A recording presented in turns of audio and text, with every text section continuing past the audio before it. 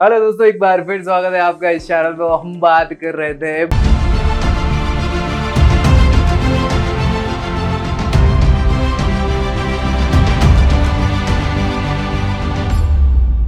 मौलिक अधिकारों की। संविधान हम पढ़ रहे हैं, भारतीय संविधान भाग 3 मौलिक अधिकार। और मौलिक अधिकारों में हमने सारे अधिकारों की बात कर ली है। सारे अधिकारों में हमने लगभग सारे, है ना सारे लगभग मतलब 5 अधिकारों की बात कर लिए थे, 7 और 5 की बात कर ली। समानता का अधिकार हो गया, स्वतंत्रता का अधिकार हो गया, शोषण के विरुद्ध अधिकार हो गया, धार्मिक स्वतंत्रता का अधिकार भी कर लिया, और इसके बाद अल्पसंख्यकों के अधिकार कहे जाने वाले संस्कृति और शिक्षा के अधिकार को भी हमने यहाँ पे डिस्कस कर लिया।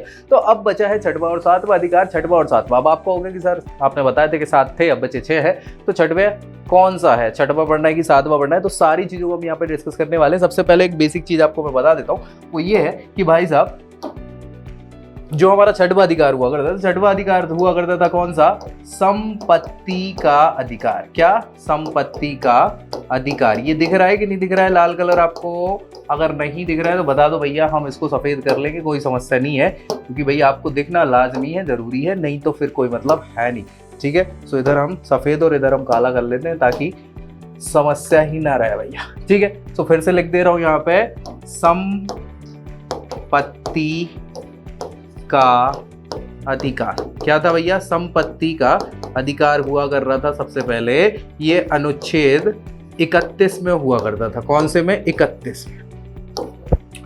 अब इसके साथ समस्या ये हो गई भाई साहब कि संपत्ति का अधिकार, देखो ऐसी बात नहीं है कि ये पहला कभी से चल नहीं रहा हो, अचानक से भारत में आया है क्या है, और फिर आया तो चला क्यों गया। ये बहुत इंपॉर्टेंट बात है, आपको समझना इसलिए जरूरी है कि संपत्ति का अधिकार अगर आपने मौलिक अधिकार बना दिया, मतलब यहां ये हुआ कि भैया हर व्यक्ति के लिए कुछ ना कुछ एक संपत्ति, उसका अधिकार है। ठीक है, अब मान लीजिए आपके पास कोई संपत्ति है और वो हो सकता है कि आपकी बहुत बड़ी जमीन हो। अब वो जमीन है, लेकिन जमीन पे सरकार को उस जमीन के आसपास से वो हाईवे निकाल रही है या ट्रेन रूट निकाल रही है, कुछ तो भी ऐसी जो सरकार या देश के विकास में जरूरी चीज है, ऐसी योजनाओं के अंतर्गत अब आपकी जमीन आ गई। अब क्या करोगे? सरकार ने बोला कि भैया हमें ये जमीन चाहिए, और आपने कहा हम नहीं देंगे।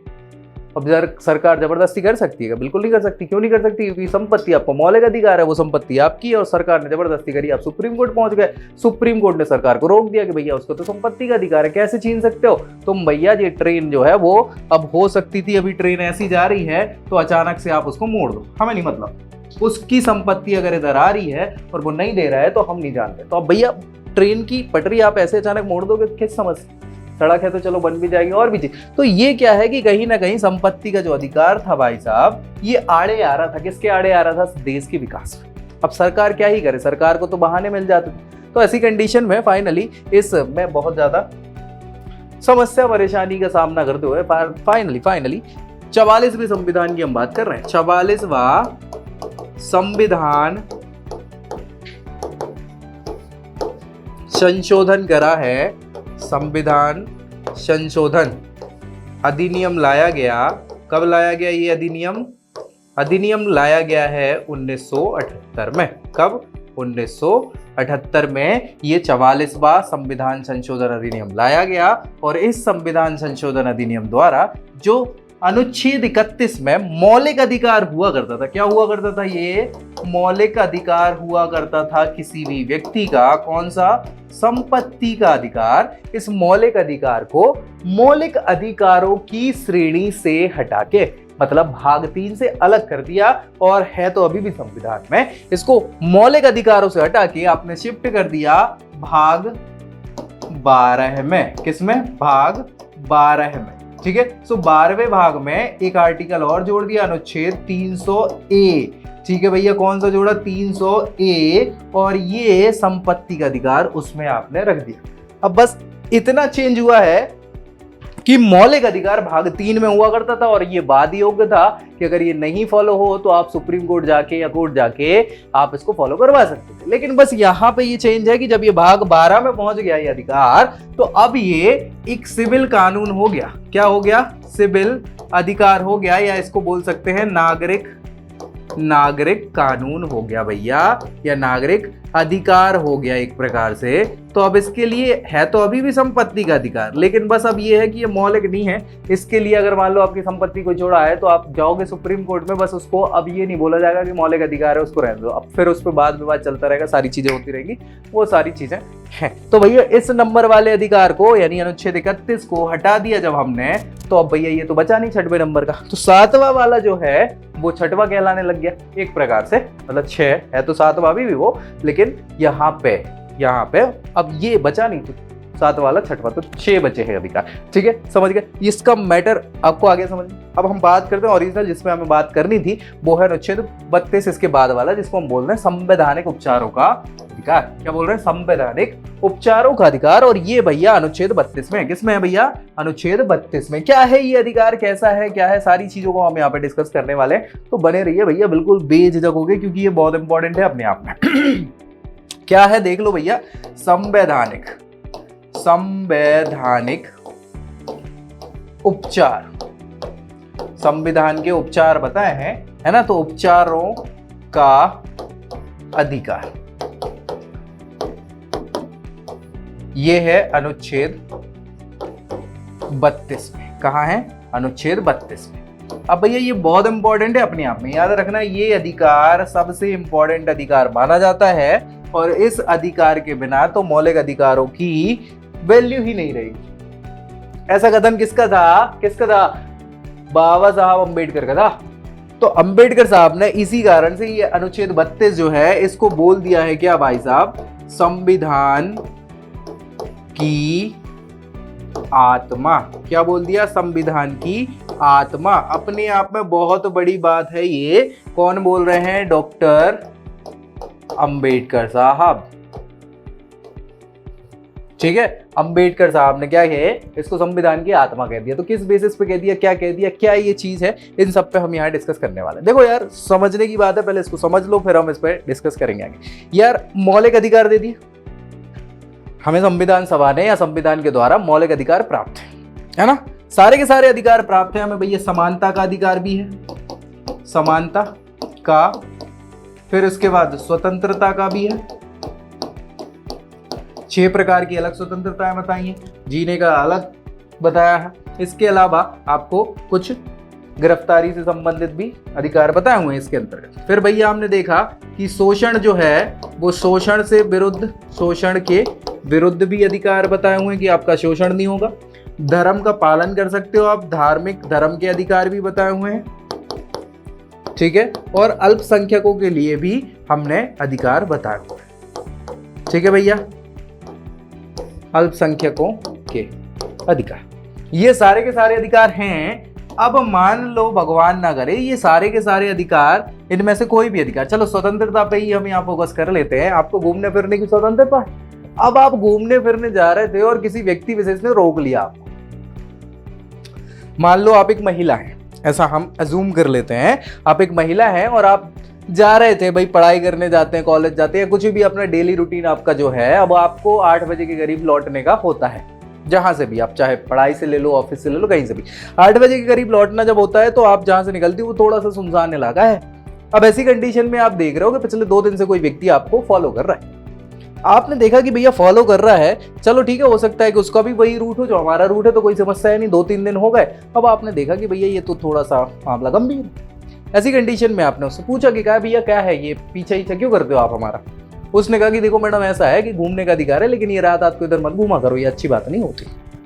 आपने कहा ठीक है भैया। उससे पूछा आप कौन और क्या, तो उसने बताया कि हम पड़ोसी हैं आपके और ये। तो आपको लगा चलो व्यक्ति तो ठीक है और सही भी कह रहा है, कोई समस्या तो है नहीं, लेकिन दिखने में ढंग का है नहीं है। 4 चीजें उसके हमको समझ में नहीं आ रहा कि वो व्यक्ति है कैसा। हमें समझाया उसने, अच्छी बात है कि यार सुनसान इलाका है, हम तो इसलिए आपको थोड़ा सा follow in the sense follow नहीं कर रहे हैं, हम आपके सपोर्ट के लिए हम आपके पीछे निकल जाते हैं ताकि कोई समस्या परेशानी ना हो, लेकिन इस समस्या को अवॉइड करने के लिए आप इस जगह पे ना निकले तो बेहतर है।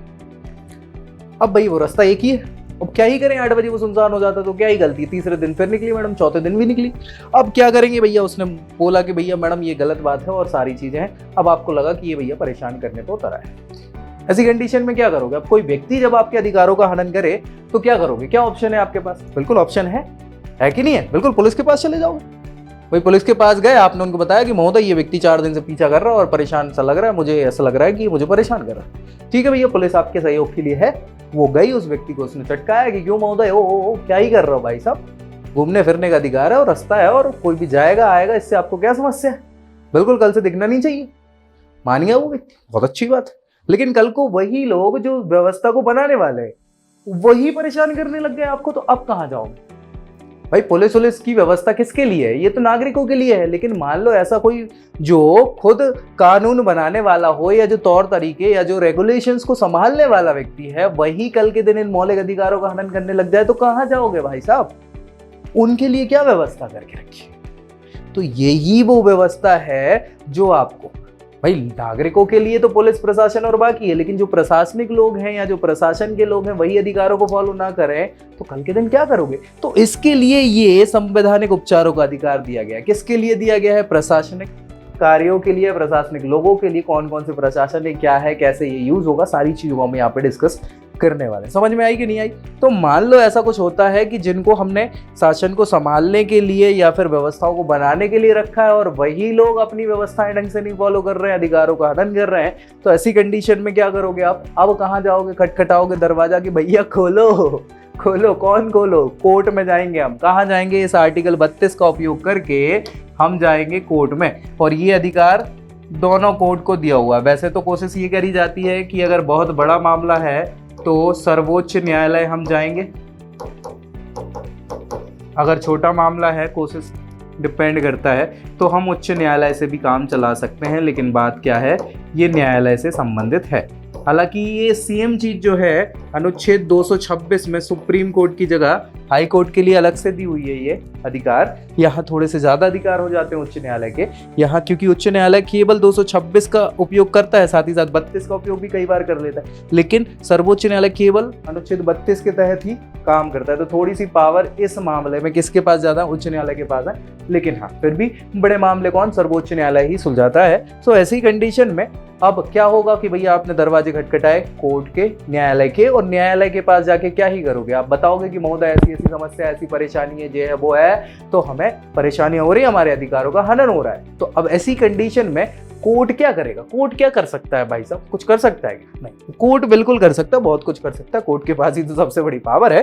कोर्ट क्या करेगा कि भैया उन व्यक्ति विशेषों को आदेश देगा कि ओ गलत मत करो, तो आदेश देगा। और जो आदेश है ऑर्डर वो ऑर्डर तो जनरली कोर्ट करता रहता है, तो फिर इसमें अलग क्या है? तो इसीलिए ब्रिटेन से कहां से?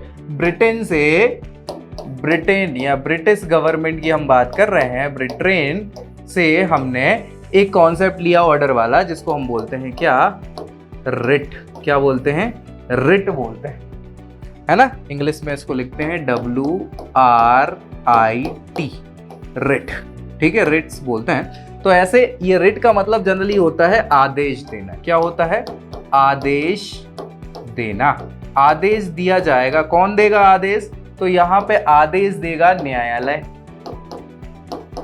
न्यायालय आदेश देगा। किसको आदेश देगा? भाई जो भी संबंधित व्यक्ति है, प्रशासनिक अधिकारी है या भी जो रूल्स एंड रेगुलेशन बनाने वाला व्यक्ति है, वो अगर अपने अधिकारों को नहीं फॉलो कर रहा है, चीजें नहीं कर रहा है, तो ऐसी कंडीशन में न्यायालय उनको आदेश देगा। और यही आदेश यहाँ पे क्या कहलाता है? रिट कहलाता है। तो कितने प्रकार के आदेश होते हैं, क्या क्या आदेश होते हैं और उन आदेशों का क्या मतलब है, इन सबको हम यहाँ पे देखने वाले हैं। ओवरऑल मैं आपको यहाँ पे बता देता हूँ कि जो रिट होती हैं, ये रिट जो है ये 5 प्रकार की बताई गई हैं संविधान में। कितनी? 5 प्रकार की रिट बताई। कौन कौन से हैं वो 5 प्रकार? तो इन सारे 5 प्रकारों पे हम यहाँ पे डिस्कस करने वाले हैं, डोंट वरी। सबसे पहले हम आपको बता देते हैं कि जो पहली रिट है उसको हम बोलते हैं, क्या ही बोलते हैं? Habeas corpus. हैबियस कॉर्पस का मतलब हिंदी में जो होता है वो होता है बंदी प्रत्यक्षीकरण। क्या होता है? बंदी प्रत्यक्षीकरण। मतलब क्या है इसका, हम अभी थोड़ी देर में समझेंगे, डोंट वरी। दूसरी जो होती है वो होती है मैंडमस। मैंडमस को हिंदी में बोलते हैं परमादेश। क्या बोलते हैं? परमादेश। मैंडमस के बाद जो है तीसरी, उसको बोलते हैं प्रोहिबिशन। प्रोहिबिशन मतलब होता है प्रतिषेध। क्या होता है? प्रतिषेध। चौथी है सर्चररी, मतलब इसको बोलते हैं उत्प्रेषण। उत्प्रेषण। प्रेषण, और पांचवी और आखिरी जो है उसको बोलते हैं क्यू वारंटो, मतलब हिंदी में इसको कहा जाता है अधिकार प्रक्षा। क्या बोलते हैं? अधिकार प्रक्षा। तो ये 5 प्रकार की रिट संविधान में वर्णित है। अनुच्छेद 32 के अकॉर्डिंग सुप्रीम कोर्ट क्या करेगा? इन आदेशों को जहां जैसी जरूरत है उसके हिसाब से उन पर्टिकुलर लोगों को आदेश या रिट जारी करेगा। कैसे करेगा, क्या करेगा, इन सबको हम एक एक देखने वाले हैं। समझ में आ गया? एक ओवरव्यू समझ में आ गया?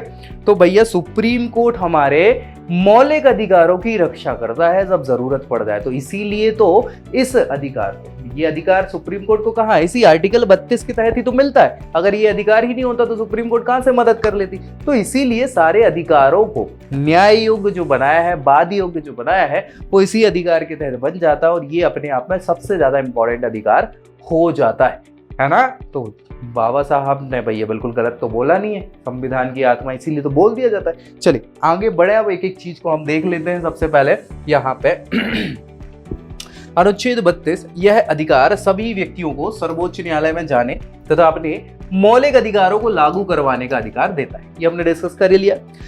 इसके अंतर्गत अनुच्छेद 32 में दूसरा सब क्लॉज क्या कह रहा है कि सर्वोच्च न्यायालय को आदेश, रिट, निर्देश, यानी कि वो रिट जारी करने का अधिकार देता है। कौन? अनुच्छेद 32 का दूसरा सब क्लॉज। डॉक्टर अंबेडकर के अनुसार यह अनुच्छेद संविधान का सर्वाधिक महत्वपूर्ण अनुच्छेद है, जिसके बिना संविधान की कोई वैल्यू ही नहीं है, व्यर्थ है, और इस अनुच्छेद के बिना अन्य मौलिक अधिकारों को वास्तविक नहीं मान सकते। मतलब उनकी क्या गारंटी है कि वो फॉलो होंगे?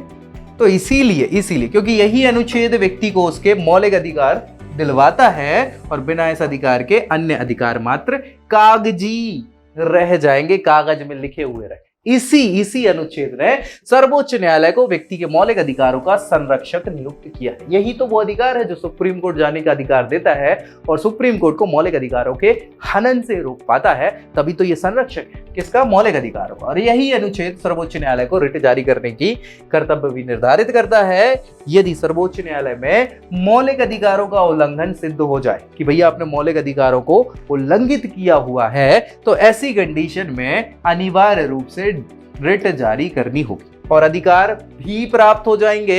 ये रिट न्यायपालिका के हाथ में एक बहुत ही प्रभावी विकल्प है, जिसके माध्यम से वह संविधान की सर्वोच्च न्यायिक पुनरीक्षा का उपयोग या अधिकार, विधि का शासन इत्यादि बनाए रख सकती है। यहाँ तक कि मौलिक अधिकारों का संरक्षण भी इसी पर निर्भर करता है। तो भैया संविधान की आत्मा भैया 5 प्रकार की जो रिट है हमने डिस्कस कर लिया है कि बंदी प्रत्यक्षीकरण, परमादेश, प्रतिषेध, उत्प्रेषण, अधिकार प्रक्षा। क्या क्या है? सबसे पहले हम बात करेंगे बंदी प्रत्यक्षीकरण की। जो पहली रिट है, तो भैया बंदी प्रत्यक्षीकरण किसी व्यक्ति की व्यक्तिगत आजादी को निर्धारित करने के लिए प्रयोग में आती है। क्या कहने का मतलब है? हमें समझ में नहीं आया क्या? हमें नहीं आया, हम समझा देते हैं, डोंट वरी। देखो भाई साहब, कई बार मूवीज आपने देखी होंगी, और ऐसी कंडीशन में मूवीज में क्या होता है, आपने देखा है कि मान लो चाचा विधायक है हमारे, या पिताजी विधायक हैं, या बहुत बड़े कोई अधिकारी है, और उनके लड़के बिगड़ जाते हैं अक्सर मूवी में, और बिगड़ जाते हैं तो भैया वो कुछ गलत कर देते हैं, कोई क्राइम कर देते हैं, कुछ क्राइम समझ रहे हैं ना, कोई अपराध कर दिया, कोई बड़ा अपराध कर दिया, हत्या टाइप की चीज हो गई धोखे से। तो अब ऐसी कंडीशन में घबरा के जाएंगे पिताजी के पास और कहेंगे कि पापा जी गलती हो गई हमसे, अब क्या ही करें। अब पिताजी का थोड़ा सा पौआ है, पौआ मतलब समझ रहे हो ना, वजनदारी चलती है। तो उन्होंने कहा चलो ठीक है बेटा, गलती मान ली तुमने, अच्छा किया, नहीं तो हम बता दे तुमको बाद में, अभी तो हम संभाल लेंगे। अब कैसे संभाल लेंगे कि ये भैया चूंकि पकड़ है, पावर है, तो उनने कॉल लगाया पुलिस थाने में कि भैया देख लेना जरा, अपने लड़के का मामला है, तो इसको कुछ नहीं होना चाहिए, बाकी जो हो पाए तो तुम देख।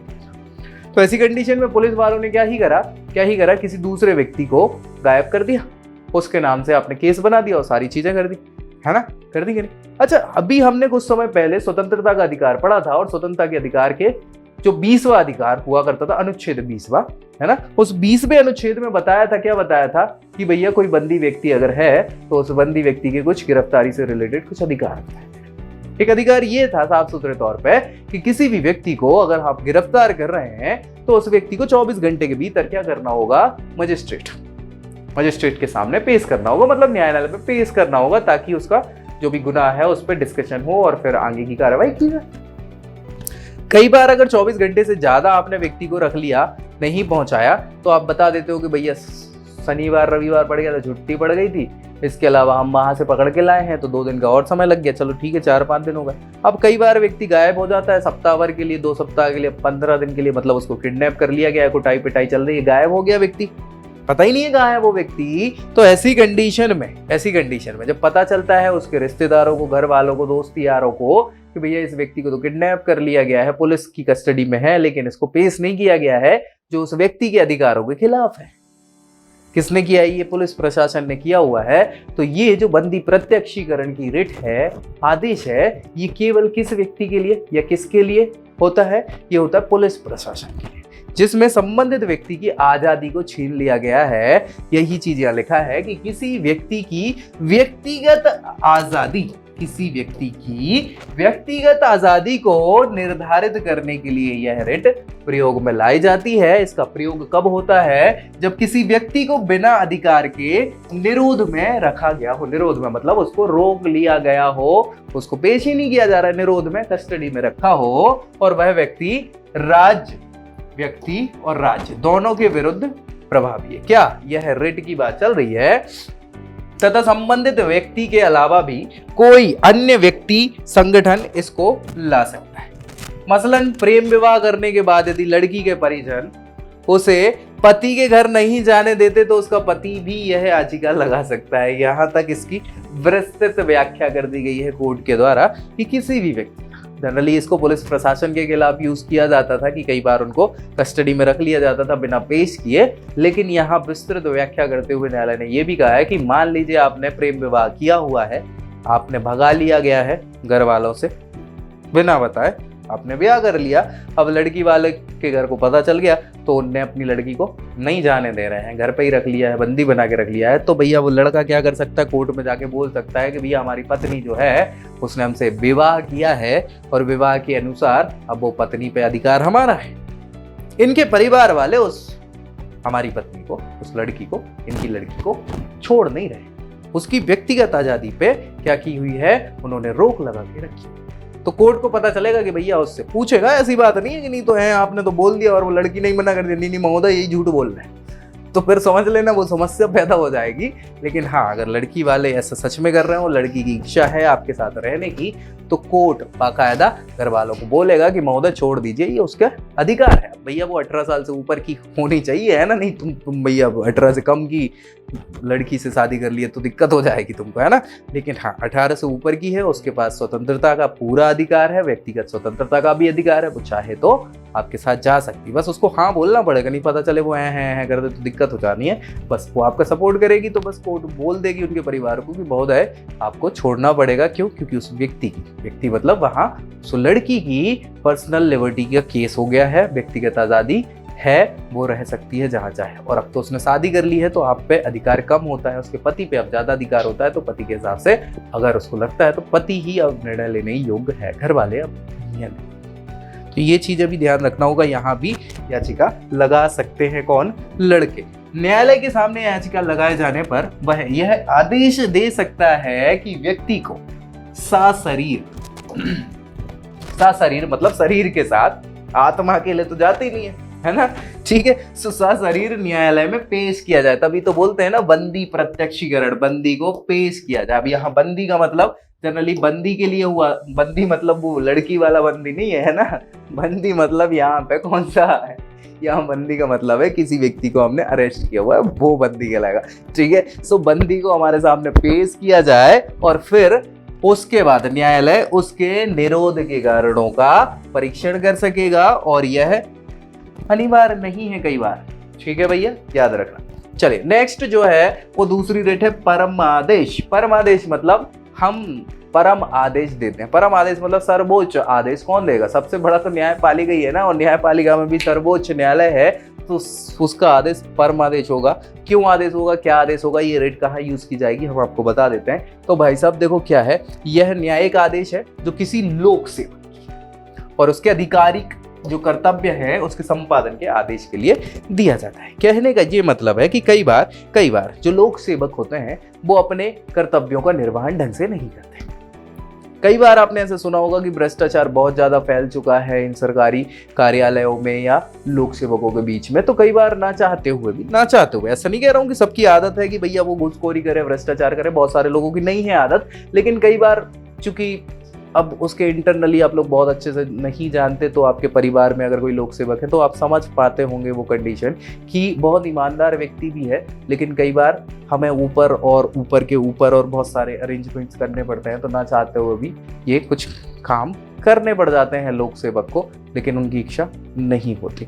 तो अगेन क्या होता है, कुछ काम ऐसे हो जाते हैं जिसमें कुछ लोगों की तो बिल्कुल संलिप्ति होती है, जिनको आदत पड़ जाती है कि भैया घूसखोरी करना है, भ्रष्टाचार करना है, पैसे चाहिए काम करने के लिए। तो कई बार ऐसी चीजें जब हो जाती है तो ऐसी कंडीशन में क्या होता है भाई साहब कि अब मान लो आपके दादाजी, इन केस हम ऐसा एक उदाहरण ले लेते हैं, आपके दादाजी जो हैं अभी रिटायर हुए कुछ समय पहले, और रिटायरमेंट के बाद क्या हुआ है कि उनकी पेंशन का कुछ फाइल अटक गई, पेंशन की बात। तो दादाजी चूंकि बहुत ईमानदार व्यक्ति हुआ करते थे और ईमानदारी के कारण अब वो चाह रहे हैं कि मेरा काम भी ईमानदारी से हो, हमने कभी भ्रष्टाचार तो किया नहीं। अब वो अपनी फाइल के लिए काम कराने गए कार्यालय में, वहां पे कहाँ पे, पेंशन कार्यालय में। अब पेंशन कार्यालय का जो व्यक्ति है, लोक सेवक है, वो चाह रहा है कि भैया अपने को काम करने के बदले कुछ पैसा मिले।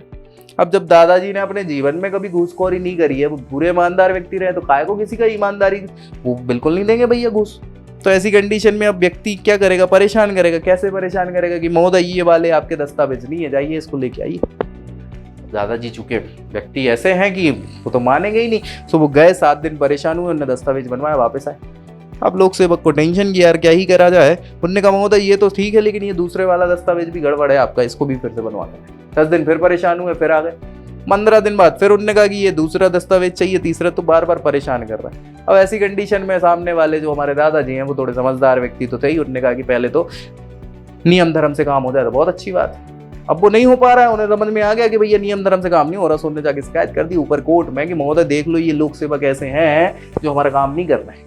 और जब कोर्ट को ये पता चला कि भैया ये काम जो लोक सेवक को करना चाहिए उसकी कंडीशन के अंदर है, अपने कर्तव्यों का निर्वहन ढंग से नहीं कर पा रहा है, तो ऐसी कंडीशन में सुप्रीम कोर्ट या हाई कोर्ट, डिपेंड करता है, आदेश देगा किसको, संबंधित लोक सेवक को या उससे संबंधित जो पूरा का पूरा उनका विभाग है उसको, कि भैया देखो आपने कर्तव्यों का निर्वहन ढंग से करो, ये आदेश हम दे रहे हैं और अब की बार शिकायत नहीं आनी चाहिए, काम पहले हो, ढंग से हो, हर प्रकार से काम हो, नजर है हमारी। तो ये वही है परमादेश। लेकिन ये रेट किसको यूज करी जाती है, ये लोक सेवक और संबंधित विभागों को की जाती है उनके कर्तव्यों का निर्वहन ढंग से करने के लिए। तो वही चीज यहाँ लिखी है, केवल किसी लोक सेवक के विरुद्ध ही जारी की जा सकती है तथा मात्र उसके वैधानिक कर्तव्य जो उनके अधिकार है उससे संबंधित ये रिट होती है। लोक सेवक को अपने कर्तव्य निर्वहन में असफल होना चाहिए तभी यह लाई जा सकती है। याद रखिएगा, यह उसी व्यक्ति या पक्ष द्वारा लाई जा सकती है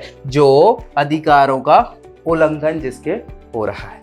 यह राष्ट्रपति, राज्यपाल इनके विरुद्ध नहीं लाई जा सकती है। याद रखिएगा, ठीक है। तो ये 2 समझ में आ गई आपको। चलिए तीसरी और हम बात कर लेते हैं। यहाँ पे तीसरी है क्या, प्रतिषेध। क्या है प्रतिषेध? प्रतिषेध मतलब इंग्लिश में प्रोहिबिशन कहते हैं। कई जगहों पे लिखा होता है, आप जब एंट्री करते हैं तो यहाँ अंदर आना मना है, प्रवेश वर्जित है, मतलब रुक जाइए भाई साहब, या तो चेकिंग कराइए या फिर ऑथोराइज पर्सन जो है संबंधित जो उस विभाग से है वही जा सकते हैं और कोई नहीं जा सकता। ऐसी कई जगहों पे आपने देखी हुई चीजें लिखी होंगी। ये भी प्रतिषेध का मतलब रोकने की बात है कि ओ रुक जाओ भैया। कहाँ रुक जाओ? बस सीमा आपकी इधर ही तक है। कौन सी सीमा? अधिकारों की सीमा। समझ पा रहे हो? तो मैं बता देता हूँ, ये रिट जो है ये यूज की जाती है अधीनस्थ न्यायालयों में। ठीक है, क्या है इसमें आपको बता देता हूं कि जब कोई भी न्यायिक विभाग जो है, न्यायालय है, जैसे सुप्रीम कोर्ट है उसके अधीनस्थ हाई कोर्ट है, हाई कोर्ट के अधीनस्थ और अधीनस्थ कोर्ट है, जिला न्यायालय हो गए, और जो सबऑर्डिनेट कोर्ट्स जो भी और उसके नीचे अलोक अदालतें इत्यादि आती है, वो सभी क्या है, अधीनस्थ न्यायालय कहलाते हैं। तो जब भी कभी कोई आपका अधिकार क्षेत्र है, हर न्यायालय को भाई अधिकार क्षेत्र दिया हुआ है कि आपका इतना अधिकार है, उससे ऊपर वाले का इतना अधिकार है, उससे ऊपर वाले का इतना अधिकार है, और सबसे ऊपर वाले का पूरा अधिकार। ठीक है, सो कोई भी व्यक्ति जब अपने अधिकारों या जो आपकी लिमिट्स है उन लिमिट्स को क्रॉस कर देता, तभी तो बोलते कि भैया अब रुक जाओ, अब तुम्हारी बहुत हो गई। यहां भी वही चीज है प्रतिषेध का मतलब, ये न्यायिक जो न्यायिक अधिकारी हैं या अर्ध न्यायिक अधिकारी हैं, उनके विरुद्ध यह लाई जा सकती है। इसका लक्ष्य उस अधिकारी को उसकी सीमा के भीतर रखने के लिए किया कि भाई साहब ओ बस इतनी ही सीमा है आपकी, इससे आगे मत जाइए, आपके अधिकार यहीं समाप्त होते हैं, इससे ऊंचे आपके अधिकार है नहीं, तो भैया आप कृपया कर, ये अधिकार आपके अंदर आते नहीं है तो इनका काम मत करिए, जितने अधिकार है उतना ही काम कर लीजिए, वही बहुत हो जाता है कई बार। ठीक है, सो यहाँ ये चीज यहाँ ताकि वे अपनी न्यायिक सीमा का उल्लंघन ना करें। यह मात्र पीड़ित पक्ष द्वारा लाई जा सकती है और यह रिट संबंधित न्यायिक अधिकारी को उस बाद में निर्णय लेने से रोक देती है कि भैया वो सबसे पहली चीज तो यही है कि जब कोई, ये तो साफ सुथरी बात है, हमने 22वां अनुच्छेद पढ़ा था जिसमें कुछ निरोध से संबंधित अधिकार थे, उसमें क्या बताया था कि भैया अगर मान लीजिए कोई केस आपके खिलाफ है, कोई विवाद आपके खिलाफ है, तो उस विवाद में आप क्या है, आप न्यायाधीश नहीं बन सकते। अब ऐसी कंडीशन में कोई न्यायिक अधिकारी है, अब उसके खिलाफ केस हो गया है, तो वो भैया वहां फैसला तो वो देगा नहीं, है ना। सो निर्णय लेने से उसको रोकती है और अपनी शक्ति से बाहर जाकर प्रयोग अगर वो कर रहा है उस निर्णय का या अधिकारों का, तो उसको रोकने के लिए ये रिट यूज की जाती है। याद रखना है, ये न्यायिक निकायों के लिए है या न्यायिक अधिकारियों के लिए ये रिट यूज की जाती है। चौथी रिट की अगर हम बात करें तो भैया वो चौथी है उत्प्रेषण रिट भी हम आपको बता दें ये न्यायिक निकायों के लिए ही है। आपने अगर बचपन में पढ़ा होगा विज्ञान में जो रसायन विज्ञान होता था, तो रसायन विज्ञान में जब क्रिया करवाते थे, क्रिया प्रतिक्रिया सुना होगा, तो कई बार कुछ क्रिया स्लो चलती थी, कई बार बहुत तेज चलती थी, तो उसमें क्या है, हम क्रिया को चेंज करने के लिए, कम या ज्यादा, स्लो और फास्ट करने के लिए एक बीच में कैटलिस्ट डाल देते थे जिसको उत्प्रेरक कहते हैं। उत्प्रेरक क्या करता था, वो क्रिया की जो रिएक्शन का जो टाइम है उसको कम या ज्यादा करता था। वैसे ही उत्प्रेरक ये है। उत्प्रेरक मतलब उसको उत्प्रेरित करना कि भैया ओ क्या कर रहा हो, काम कर रहा हो कि नहीं कर रहा हो, पूछ लेना, ताकि वो जो काम करने वाला है वो थोड़ा सा सजग रहे और काम में मन लगाता रहे, काम को कंटिन्यू करता रहे। समझ पा रहे हो क्या है उद्देश्य? यही है न्यायिक। देखो यार, हमने सबने देखा है, मूवीज में भी देखा है, सुना भी है कि भारत में करोड़ों केस अटके पड़े हैं न्यायालयों में। अब कोर्ट तो उतनी ही है यार, ऐसी थोड़ी बहुत सारी थोड़ी ना है ना, कोर्ट उतनी है, न्यायाधीशों की कमी भी है कहीं ना कहीं। उसके अलावा केसेस रोज बढ़ते चले जाते हैं, तो भाई जो केसेस अटके पड़े हैं उनका क्या, कैसे सॉल्व होंगे? क्या तो ऊपरी न्यायालय निचले न्यायालय से पूछता रहता है, उससे उत्प्रेरित करता रहता है, उत्प्रेषित करता रहता है कि भैया ओ कितना काम किया, क्या काम किया, ये काम क्यों नहीं हुआ, अच्छा, तो वो बताएंगे कि महोदय ये वाला काम तो हमने कर लिया है, ये करने की स्थिति में है, बिल्कुल होने वाला है, और ये जो कुछ है ये हमने नहीं किया। क्यों नहीं किया भाई साहब? तो इसलिए नहीं किए क्योंकि ये हमारे अधिकार क्षेत्र के बाहर। अच्छा, तो एक काम करो, ये हमें ट्रांसफर कर दो, हमारे अधिकार में आते हैं, दे दो। समझ रहे हो? तो ये बेसिक सी यही चीज है, प्रतिषेध रिट के समान ही है, परंतु यह किसी आदेश या निर्देश या निर्णय जो किसी न्यायिक या अर्ध न्यायिक अधिकरण के अपनी शक्तियों से बाहर करके दे दिया हो, उसके विरुद्ध लाया जाता है, ना कि आदेश निर्देश से पहले दे दिया जाता है। समझ पा रहे हैं क्या कहना चाह रहे हैं? ये भैया पहले ही उसको रोक देते हैं और कह देते हैं कि भैया ये आपके अधिकार क्षेत्र में नहीं है कि नहीं है? नहीं है, हमें दे दो, रुक जाओ, काम कर लो, ठीक है। और इससे क्या है, उत्प्रेषित करने के साथ साथ ये प्रक्रिया भी पता चलती रहती है कि भैया कितना काम हो रहा है, कैसे काम हो रहा है, कहीं समस्या परेशानी तो नहीं आ रही, कोऑर्डिनेशन का काम यहाँ पे हो जाता है। ये भी न्यायिक निकायों के लिए यूज की जाने वाली रिट है। तो दो रिट है न्यायिक के लिए, एक प्रतिषेध और उत्प्रेषण। एक भैया लोक सेवकों के लिए है, कौन सी है? लोक सेवकों के लिए है हमारी परमादेश, और जो पुलिस प्रशासन से संबंधित है वो कौन सी है? बंदी प्रत्यक्षीकरण। और आखिरी कौन सी है, ये देख लो, ये भी इंपॉर्टेंट है, अधिकार परीक्षा। यह रिट उस स्थिति में अधिकार पूछने के लिए, जब कोई लोक सेवकों के लिए है ये, लेकिन ये लोक सेवकों से संबंधित कैसी है मैं आपको बता देता हूं। देखो, भारतीय संविधान में कुछ आरक्षण की व्यवस्था भी की गई। कुछ पद हैं जो पर्टिकुलर किसी न किसी आरक्षित पद, जिनको कहा जाता है किसी न किसी व्यवस्था से संबंधित ये पद है। मतलब हो सकता है कैटेगरी वाइज हम बात करें तो भाई हो सकता है सामान्य की जगह वहां पे पिछड़े वर्ग की सीट हो, अनुसूचित जाति या जनजाति की सीट हो, उस सीट पे कोई ऐसा व्यक्ति आके विराजित हो गया है जो उससे संबंधित है ही नहीं।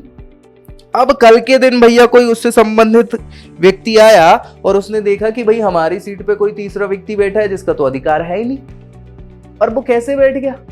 तो वो जाके बोलेगा कोर्ट को कि महोदय जी हमारी सीट पे बैठे, उठवाओ इनको, ये तो हमारी सीट है। अब न्यायालय में जब ये बात पहुंचेगी तो न्यायालय ऐसा तो है नहीं कि तुरंत फैसला ले, वो जाएगा वापस इनके पास आएगा, वो कहेगा क्यों भाई साहब आप बैठ गए उधर, तो वो कहेगा हाँ भाई साहब बैठ तो गए। किस अधिकार से बैठ गए भाई साहब, आपकी सीट है, टिकट दिखाओ, अधिकार बताओ कौन अधिकार से बैठ गए भाई साहब आप।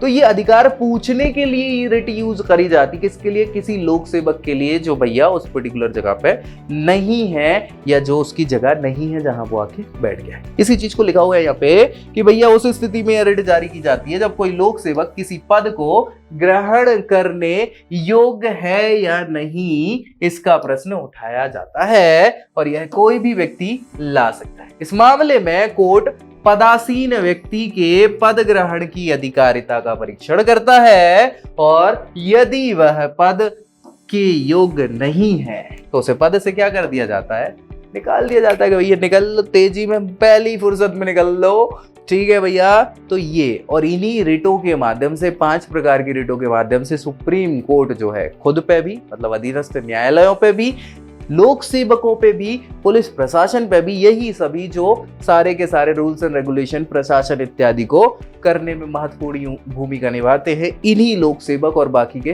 प्रशासन संबंधित अधिकारियों के लिए ये रिट सुप्रीम कोर्ट इन अधिकारों को फॉलो करवाती है। तो नागरिकों को तो फॉलो कराने के लिए पुलिस प्रशासन है, लेकिन ऐसे जो बाकी की सेवाएं बनाने वाले लोग हैं या जो प्रशासन चलाने वाले लोग हैं, उनके द्वारा अगर अधिकारों का हनन किया जाए तो कोर्ट बैठा है ना। तो अब आपको पता तो है कि कैसे क्या सारी चीजें होती है। ये सारे के सारे अधिकारों को हमने बहुत अच्छे से यहाँ पर डिस्कस कर लिया है। अब अधिकारों के बाद हमारा भैया तीसरा अध्याय तो पूरा खत्म हो गया है। अब क्या बचा है, चौथा अध्याय। तो भैया राज्य के नीति निर्देशक तथ्यों पे हम डिस्कस करेंगे। मिलते हैं नेक्स्ट वीडियो में, तब तक के लिए जय हिंद।